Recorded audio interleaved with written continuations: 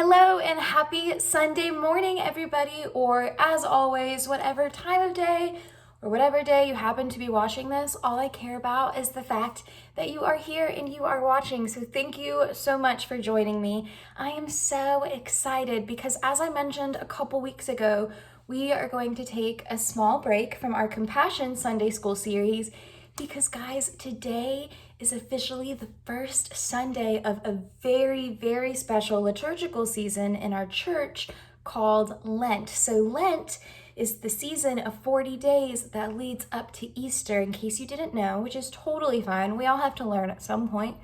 So Lent is this season that really is about kind of searching our hearts and kind of remembering all the reasons why we need Jesus in our hearts and why we are very human and how we are never going to quite measure up, but that's okay because Jesus is there to fill in all the gaps. So Lent is this really interesting and mainly cool season where we reflect on that and we figure out what does that mean for our everyday lives in and outside of the season of Lent.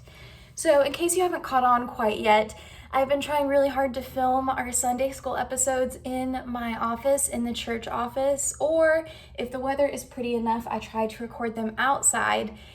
However, this particular recording day, there happens to be a lot of ice falling from the sky. And if there's one thing you should know about Miss Felicia, it is, if there is ice in the forecast, Miss Felicia does not leave her house. So we are recording from my house today, but like I like to say, between y'all's awesome imaginations and between me leading this video, I feel like we can still have a good time no matter where I have to record these. So welcome to my kitchen and let's get started with today's video. So the way this Lenten series is going to work, so this Lenten series is titled Where Your Heart Is.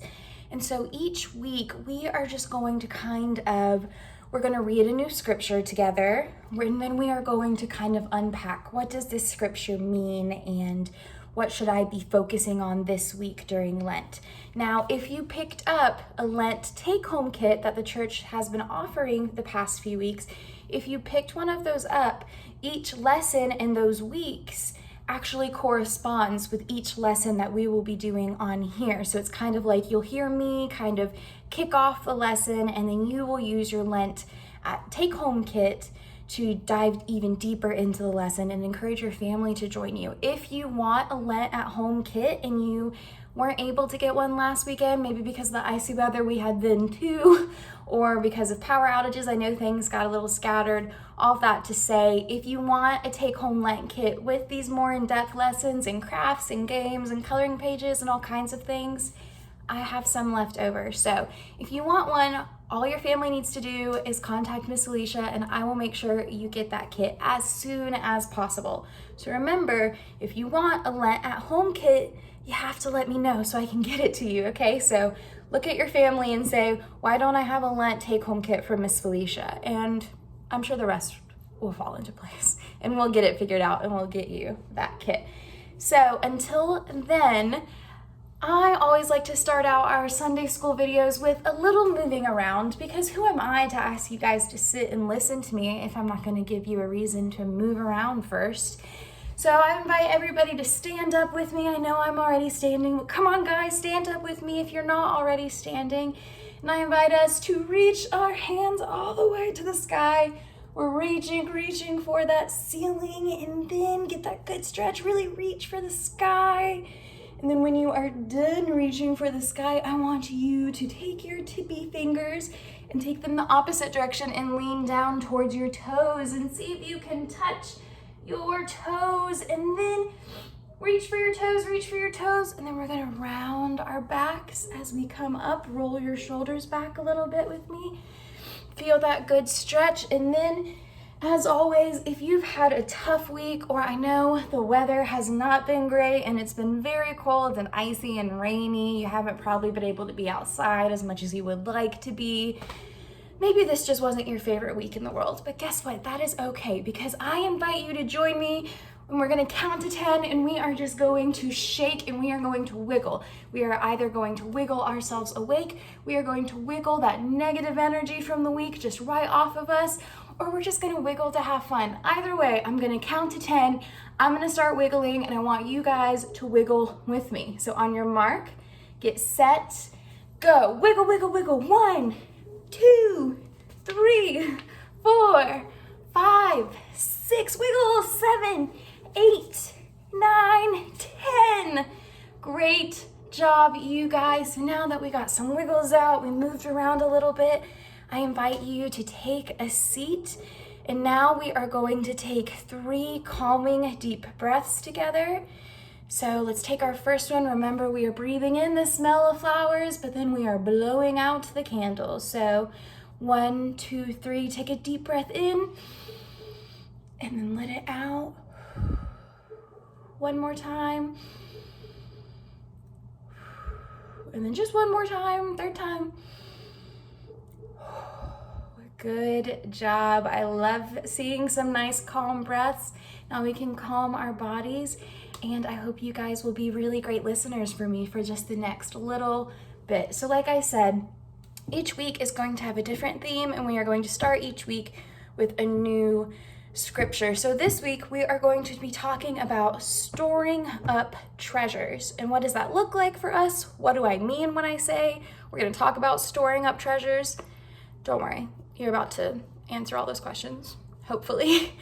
And we are focusing on Matthew 6, 19 through 21 this week. So we are focusing on verses Matthew 6, 19 through 21. So listen up while I read the scripture for us, okay? So Matthew 6, 19 through 21 says, "Do not store up for yourselves treasures on earth, where moth and rust consume and where thieves break in and steal.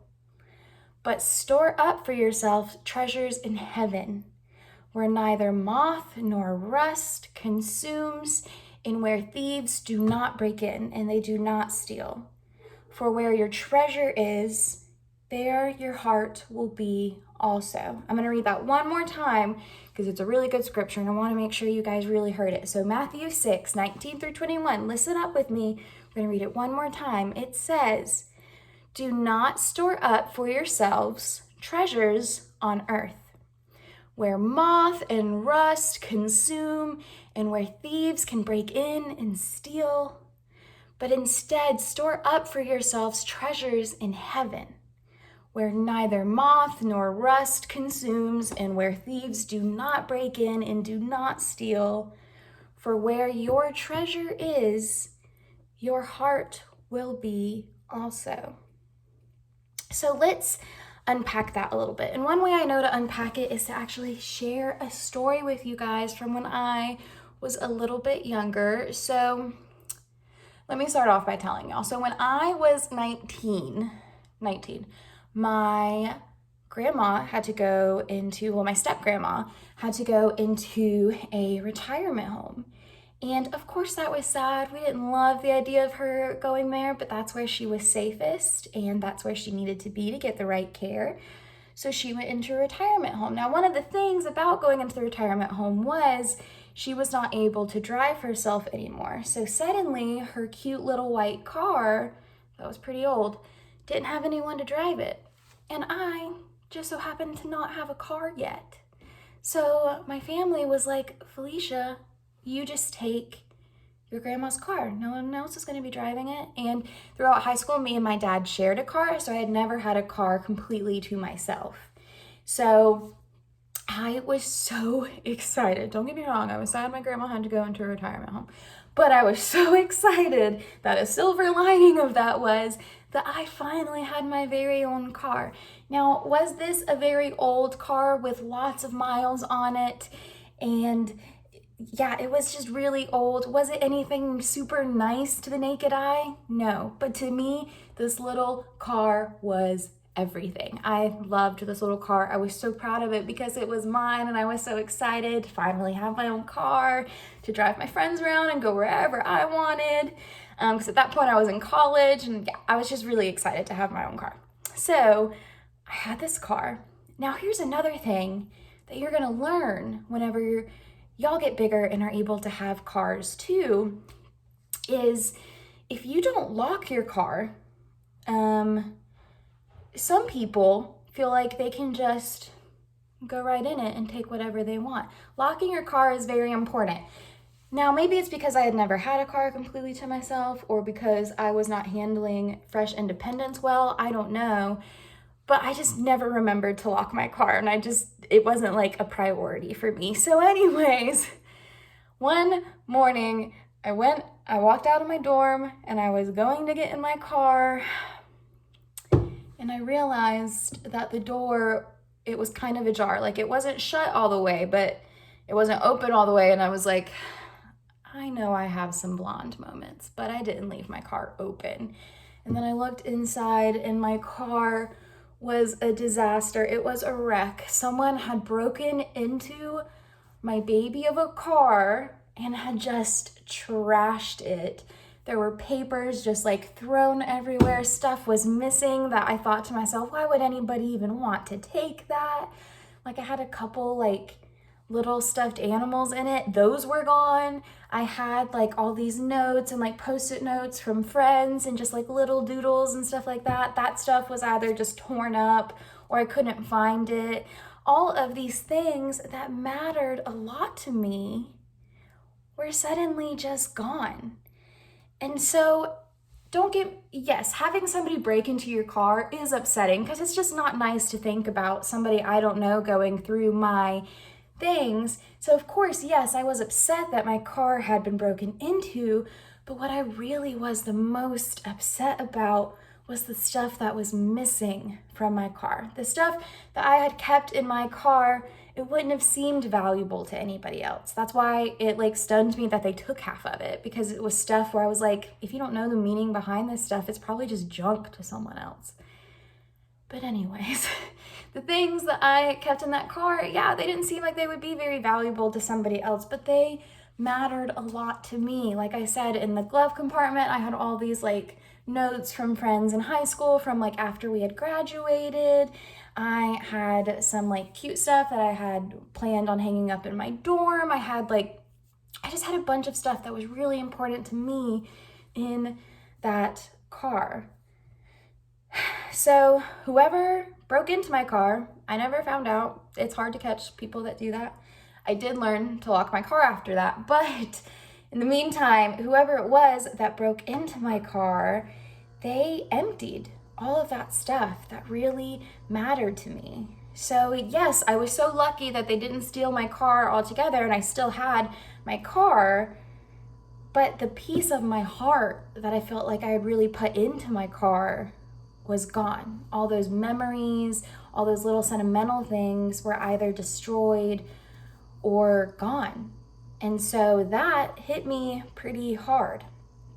So with that in mind, I would like to remind you guys of a quote from Amy Jill Levine that actually says, "Stuff cannot ultimately protect us, and we cannot ultimately protect it." So I'm going to read that one more time. Stuff cannot ultimately protect us, and we ultimately cannot protect it. So with that in mind, I wonder if you can tell where today's lesson is maybe going. So I want to remind you guys of that scripture we read just a little bit ago where it said, "Do not store up for yourselves treasures on earth, where moth and rust consume and where thieves can break in and steal," like my car, "but instead store up for yourselves treasures in heaven, where neither moth nor rust consumes and where thieves do not break in and steal, for where your treasure is, there your heart will be also." So guys, in that scripture, the nods to moth and to rust and to thieves is ultimately a reminder that our stuff is vulnerable. Okay, all of our human earthly possessions are vulnerable things. They're vulnerable to both natural and human forces, both unintentionally wasting away and purposeful destruction. So what I mean by that is the things that we have are earthly possessions. So let's say an earthly possession I have that I became very obsessed with during quarantine was I got a Nintendo Switch as a gift. And I was really obsessed with Animal Crossing, for example, during quarantine. That was like my favorite video game, and I couldn't play it. And me and all my friends were just visiting each other's islands since we aren't able to visit each other's houses as much. And so the best way for me to explain that statement I just said is to use my video game as an example. So my video game is something earthly. I bought it. It brings me joy. It makes me happy, but it's an earthly treasure. So that thing is vulnerable to both natural and human forces. So let's say somehow, God forbid, my Nintendo Switch got left out in the rain. Water destroys electronics, most electronics anyway. So my Nintendo Switch probably wouldn't work anymore if it got caught in a rainstorm. That's just a natural force that I can't help. Could I have brought it in from the rain? Yeah, but for the sake of example, we're saying I left it outside. Or let's say I dropped it and it shattered. Let's say I left it in my car and forgot to lock my car that night and someone stole it out of my car. If I lost it that way, then those would be human forces that I still don't completely have control over. So an unintentional wasting can be like how sometimes nature and just freak accidents happen and stuff happens that we just have no control over. And purposeful destruction is kind of referring to when somebody does steal or destroy or do something to hurt our feelings. So whenever that scripture is talking about moths and rust and thieves, it's actually reminding us that our stuff, our earthly stuff, is vulnerable and we are not guaranteed to have it for forever. So with that in mind, now stay with me guys, I know this lesson is a lot of me talking, but with that in mind, with knowing that earthly treasures are vulnerable, if our hearts are wrapped all around and in our stuff and the things we have, if we find our treasure in something that could be easily damaged, what becomes of our hearts if that thing gets destroyed? So some parable scholars suggest that Jesus uses images like ones in this teaching, so moth, rust, thieves, not to answer questions automatically for us, not to give us that answer of what becomes of our hearts when our stuff were to be destroyed. Instead, Jesus gives these analogies and he gives these kind of open-ended statements because Jesus wanted to start conversations. Meaning, if we read or hear this story, let's say you're watching this Sunday school video with your family. If you hear that scripture I just said to you and it makes you turn to somebody in the room and go, wait, what does that mean? Then that's actually the response Jesus kind of wanted. Jesus wants us to start these conversations, to find our own value in God and Jesus's words. So Jesus's aim wasn't to tell people what to do. Instead, it was to invite them to think in new ways, to question how things are and why things are that way, and really wonder how they might participate in making the world more like what God intended it to look like. So if you were in the crowd when Jesus was telling this story, for example, when Jesus was comparing things to moth and to rust and to thieves in the night, so if you were in the crowd hearing Jesus tell that story, what would you turn and say to the person next to you? Or what would you maybe start wondering about? So maybe the warning about storing up treasures on earth is pretty clear, right? I mean, that scripture, it gives a pretty clear warning, right, about why we shouldn't put our heart into earthly treasures. That theme actually reappears in several of Jesus's teachings. Whether you guys are catching on to it or not, this is a theme we have talked about together before. This is a theme that shows up in Jesus's teachings a lot. Even other stories in this devotional that we are going to be looking at in future weeks. And we get caught when we commit ourselves to our stuff. I'm human. I catch myself being stuck in earthly treasures all the time. My phone. I'm a typical 20-something. I'm obsessed with screen time. I love my phone. I love Netflix. I love electronics. I love to be glued to something. I love nothing but input. And that's not a great thing for me, because like last weekend when the power went out and I wasn't able to have all those things all of a sudden, I had to stop and think to myself, like, oh, these things actually aren't guaranteed and they are fragile, and I'm not guaranteed screen time every single day. So if we accumulate a bunch of things, if we accumulate nothing but earthly treasures, and we obsess over these earthly treasures, and we turn away from the needs of our neighbors and the people around us because we're too busy stockpiling resources and things for ourselves, that is one of the curses of being human. We get so distracted by fun and cool resources and things that our eyes are glued to what's in front of us, when our eyes should be remembering to look at the people around us too, and maybe what they need and how we could be helping them instead of just focusing on helping ourselves. But we are also encouraged to store up treasures in heaven.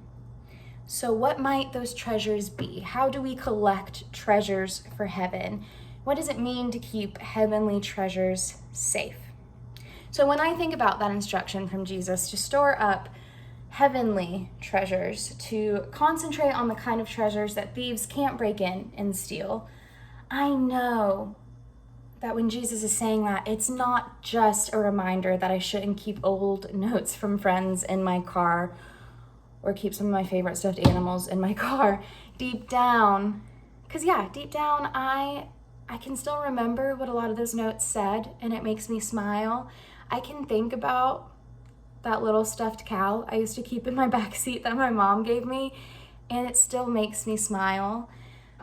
I can be flooded with memories of my roommates from all the weird stuff we kept in my car together, and those relationships can still be brought to my mind. All the things that those physical things were kind of like milestones for in my brain, I can still remember all those things, and they can still make me happy.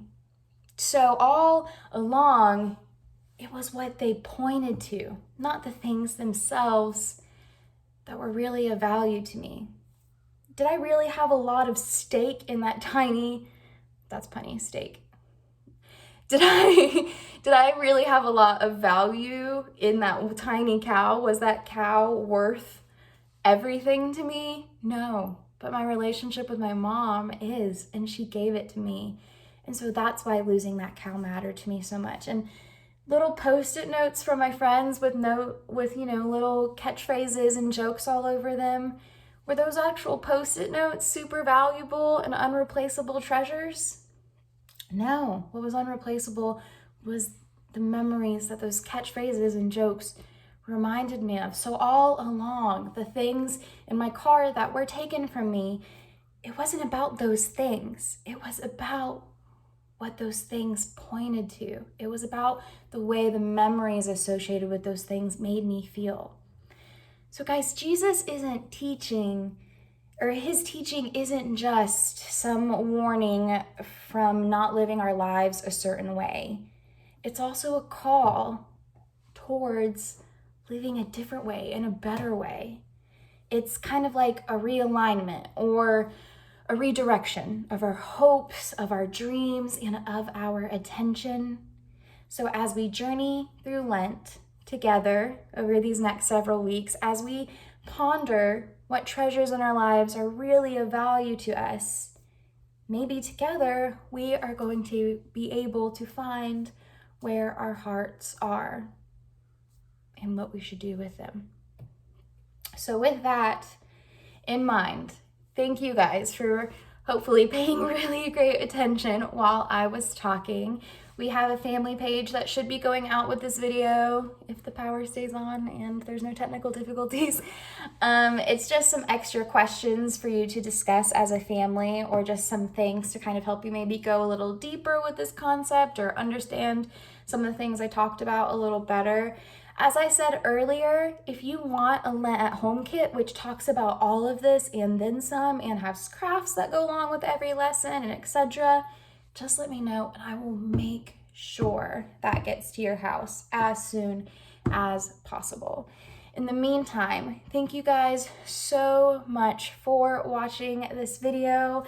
Even though we still can't be in person together quite yet, I still like to think that this is a special time in the week that we just get to spend together. So thank you for watching. As I always say, because it's always true, I miss you guys so much. I love you so much. I hope you have fantastic weeks. I hope you are good for your families because they need you to. I hope you make good choices because I want you to.